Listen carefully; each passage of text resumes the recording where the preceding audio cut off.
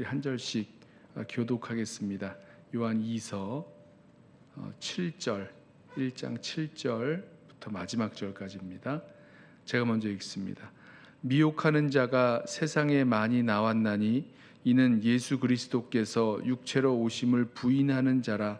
이런 자가 미혹하는 자요 적그리스도니 너희는 스스로 삼가 우리가 일한 것을 잃지 말고 오직 온전한 상을 받으라. 지나쳐 그리스도의 교훈 안에 거하지 아니하는 자는 다 하나님을 모시지 못하되 교훈 안에 거하는 그 사람은 아버지와 아들을 모시느니라. 누구든지 이 교훈을 가지지 않고 너희에게 나아가거든 그를 집에 들이지도 말고 인사도 하지 말라. 그에게 인사하는 자는 그 악한 일에 참여하는 자임이라. 내가 너희에게 쓸 것이 많으나 종이와 먹으로 쓰기를 원하지 아니하고 오히려 너희에게 가서 대면하여 말하려 하니 이는 너희 기쁨을 충만하게 하려 함이라. 함께 읽습니다. 택하심을 받은 내 자매의 자녀들이 내게 문안하느니라. 아멘. 우리 성도들의 믿음의 이 여정이 흔들릴 수 있습니다. 사도 요한이 성도들에게 이 짧은 요한 2서의 편지를 보내는 이유가 이렇게 믿음에서 우리가 흔들릴 수 있기 때문에 흔들리지 않게 하기 위하여 이런 편지를 쓰고 있는 거죠. 오늘 말씀을 보면 무엇 때문에 우리의 믿음이 흔들리는지, 또 잘못된 그 길로 갈 수 있는지에 대해서 몇 가지 우리가 찾아볼 수가 있습니다. 가장 먼저는 미혹하는 가르침 때문에 우리가 흔들릴 수 있습니다. 7절 말씀 보시면 미혹하는 자가 세상에 많이 나왔나니 라고 하면서 이 성도들을 미혹하는 그런 모습이, 미혹하는 그 일들이 있음을 말씀하고 있죠. 그 이유를 말합니다. 어떤 사람들이 어떻게 미혹하는지에 대해서 말합니다. 이는 예수 그리스도께서 육체로 오심을 부인하는 자라. 이런 자가 미혹하는 자요 적그리스도니. 자, 어떤 가르침으로 이 성도들을 미혹했느냐 하면 예수께서 육체로 오심을 부인하는 가르침이 있었다는 거죠. 그것으로 이 성도들을 미혹했다는 것입니다. 예를 들면 이런 거겠죠.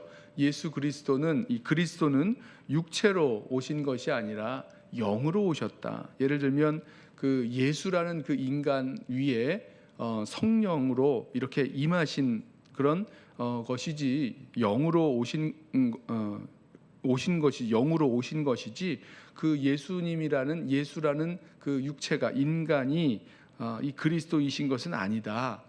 세례 때 그렇게 된 것이다. 이런 식으로 가르쳤던 거죠. 그래서 결국 이제 십자가에 죽으신 것도 예수님, 그 그리스도이신 영이신 주님께서 죽으신 것은 아니다. 이런 식으로 가르치는 이 초대교회의 이 영지주의적인 그런 가연설을 가르치는 그런 잘못된 가르침들이 있습니다. 아니라는 것 우리 분명히 알고 있죠. 우리 요한복음에서 말씀하죠. 말씀이 육신이 되어 우리 가운데 거하심에 우리가 그 영광을 보니 하나님 아버지 독생자의 영광이요 은혜와 진리가 충만하다. 분명히 말씀하죠. 또 이제 이 공관복음서 마태복음이나 누가복음을 보면 예수님께서 나신 것이 구약에 예언되었던 그 한 아들, 처녀가 잉태하여 아들을 낳을 것이요 그 이름을 임마누엘이라 하라 말씀하신 그 구약에 약속되었던 그 독생자 예수, 그 구원자 예수에 대해서 성취하고 있는 말씀이라는 것 우리 분명히 알고 있습니다. 하나님의 아들 되신 예수 그리스도께서 우리를 사랑하셔서 우리를 구원하시기 위하여 자기를 비워 이 땅에 오셨던 이 모습들, 우리가 그 사랑, 그 은혜 우리가 알기에 주님을 믿고 주님을 따라가고 있는 거죠. 자, 그런데 이 미혹하는 가르침이 결국은 우리에게서 무엇을 흔드느냐, 어떤 믿음을 흔드는가, 바로 예수님에 대한 그 믿음을 흔들고 있는 것입니다. 자, 미혹하는 가르침, 그 가르침이 올 때에 우리가 우리 이 말씀을 통해서 우리 오늘 보면 이 사도들이 가르쳐준 그 말씀, 여기서 일한 것이라고 말씀하는데요. 8절이죠. 너희는 스스로 삼가 우리가 일한 것을 잃지 말고 온전한 상을 받으라.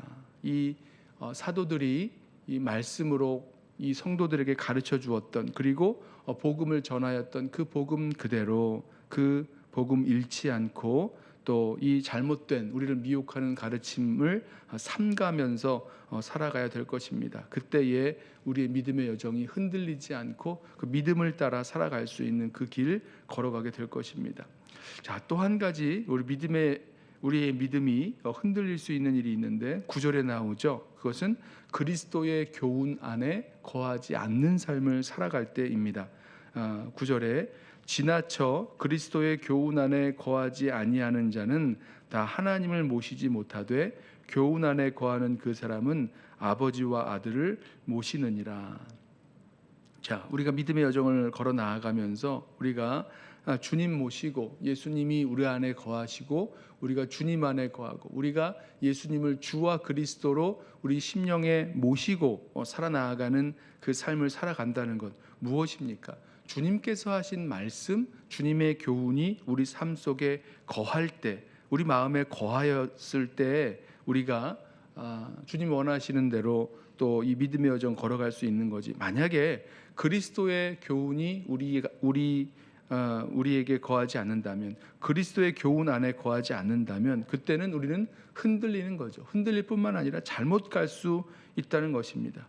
우리 마음에 그리스도의 교훈, 주님의 말씀이죠. 오늘 요한 1서에서 여러 번 말씀했던 대로 서로 사랑하라 말씀하신 주님의 말씀, 또 우리가 주님을 의지하고 신뢰하고 우리 구원의 도를 붙잡고 나아가야 될 그런 말씀들. 자, 그리스도의 교훈을 잃어버리고 산다면 우리는 흔들릴 수밖에 없는 거죠. 자, 저는 어떻게 하면 우리가 그리스도의 교훈 안에 거할 수 있을까? 여러분, 그것은요, 주님의 말씀대로 주님의 말씀을 붙들고 살아가야 되는 것인데, 그 말씀이 우리 마음 가운데 이렇게 좀 머물러 있어야지만 우리가 그리스도의 교훈 안에 거하여 살아갈 수 있다는 것 우리 기억하길 원합니다. 그래요, 말씀이 우리들 마음 가운데, 우리 심령 가운데 거하여 있다면, 우리 말씀이 우리 심령 가운데 머물러 있지 않으면 우리는 말씀을 따라 살아갈 수가 없죠. 어떠세요? 저와 여러분 하루하루 살아가는 삶 속에서 정말 말씀이 우리 가운데 거해서 그 말씀을 우리가 붙들고 그 말씀을 따라 살아가려고 하십니까? 어쩌면 그 말씀보다는 이 세상의 다른 일들이 우리의 마음을 참 혼미하게 만들고 말씀을 다 빼앗아 가고 그냥 이 세상에서 만나는 여러 가지 일들에 휩쓸려 급한 대로 또 내가 원하는 대로 또 좋아 보이는 것 따라서 또 육신의 그런 욕망을 따라서 살아가는 그런 것들을 우리들 가운데 더 만들어내는 경우가 더 많은 것 같습니다. 말씀이 우리들 심령 가운데 거할 수 있도록, 말씀이 우리들 마음 가운데 머물러야 하죠. 말씀이 우리 마음 가운데 머무를 수 있도록 우리는 말씀을 묵상하고 또 말씀을 또 암송도 하고 말씀을 우리 심령 가운데 붙들고 살아가는 저와 여러분 되시길 원합니다. 그 말씀이 우리들 가운데 머물도록. 또 한 가지는 그리스도의 교훈 안에 거한다는 중요한 뜻 가운데 또 한 가지는요, 말씀이 우리들 마음에 거할 뿐만 아니라 그 말씀대로 우리가 살아가는 것을 말씀합니다. 그 말씀을 따라 살아가는 거죠. 그 말씀대로 순종하고 그 말씀이 우리에게 무엇을 원하시는지 기억하고 그대로 순종하는 그런 순종의 발걸음을 내딛는 거죠. 때로는 다 이해하지 못하더라도 다 그 모든 결과들을, 그 말씀을 따라 살아갈 때 나오는 그 결과들을 우리가 믿는 그 믿음이 좀 부족하더라도 우리가 작은 믿음 가지고 그 말씀을 한번 순종해 보는 것입니다. 그 말씀을 따라서 행해 보는 것이죠. 그렇게 작은 그 말씀에 순종하며 나아갈 때, 그때 말씀이 우리 삶 속에서 경험되어지고 그 말씀이 우리가 그 말씀 안에 거하는 그 삶을 살아가게 되는 것입니다. 이 말씀이 우리들 마음 가운데는 머무는데 그 머무는 말씀을 가지고 우리가 순종하지 못한다면 그리스도의 교훈 안에 거할 수 있는 삶이 아니죠. 주님께서 말씀하신 대로 말씀을 듣고 행하지 아니하면 마치 모래 위에 집을 짓는 것과 같아서 창수가 나면, 아주 큰 물이 나면 다 휩쓸려 쓰러지고 무너지게 되는 것과 마찬가지 모습이 나타날 것입니다. 그리스도의 교훈 안에 거하기 위해서 말씀이 우리 심령 가운데 머물도록, 그리고 그 말씀을 따르는 행함을 가지고 살아갈 수 있는 저와 여러분 되기를 축원합니다. 한 가지 더 우리가 흔들릴 수 있는 그 이유가 하나 나와 있는데요. 그것은 그리스도의 교훈을 가지지 않고 너희에게 나아간 그를 집에 들이는 일이라고 볼 수 있습니다. 10절에 그렇게 말씀하고 있죠. 누구든지 이 교훈을 가지지 않고 너희에게 나아가거든 그를 집에 들이지도 말고 인사도 하지 말라.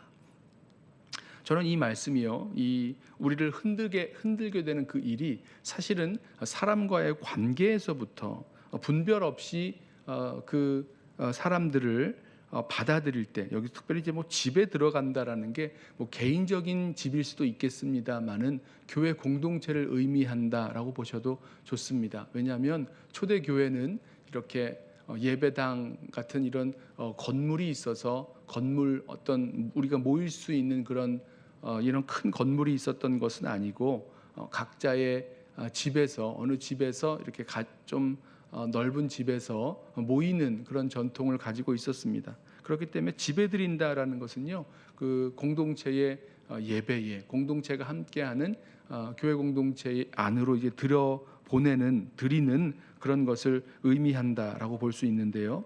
근데 문제는 무엇이냐면 우리가 지금까지 살펴보았던 그리스도의 교훈을 가지지 않은 채 들어오는 사람들이라는 거죠. 그들이 들어와서 아까 말씀드린 대로 미혹하는 가르침, 그리스도께서 육체로 오심을 부인하는 그런 미혹하는 가르침을 가르친다거나, 아니면 그리스도의 말씀 안에 그리스도의 교훈 안에 거하지 않고 다른 것에 더 지나쳐 나아가는 그런 삶을 살아가도록 하는 그런 가르침을 준다거나 이럴 수 있다는 거죠. 자, 이렇게 잘못된 관계 분별 없이 받아들이게 될 때에, 사람들을 받아들이게 될 때에 그때 우리 성도들이 또 교회 공동체가 흔들릴 수 있다는 것 우리에게 말씀하고 있습니다.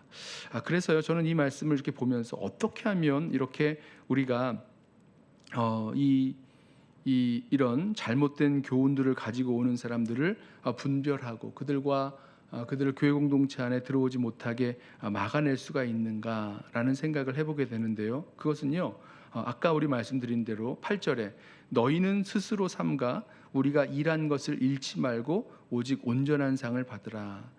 우리에게 전해주신 그 복음의 말씀 그대로, 그 복음의 말씀이 무엇인지 잘 붙들고 있으면 그 말씀이 우리로 정말 우리가 이렇게 분별해야 될 사람들이 누구인지에 대해서 잘못된 가르침을 가지고 들어오기 때문에 분별해내야 될 사람들이 누군지 우리로 눈을 열어주게 될 것입니다. 그리고 말씀 안에 붙들려 있어야 되는 거죠. 그 말씀이 무엇인지 분명하게 보고 있어야, 그래야지만 이렇게 미혹하는 가르침에도 흔들리지 않고 또 그리스도의 교훈 안에 거하며 살아가고, 그리고 잘못된 교훈을 가지고 교회 공동체로 들어오는, 쉽게 말하자면 이단 같은 그런 사람들을 말하고 있죠. 그런 사람들을 분별해낼 수도 있게 되는 것입니다. 아무쪼록 우리의 믿음의 여정 가운데 주님께서 우리에게 가르쳐 주신 교훈, 그 말씀 안에 머물고 또 그 말씀대로 행하고 말씀대로 살아가고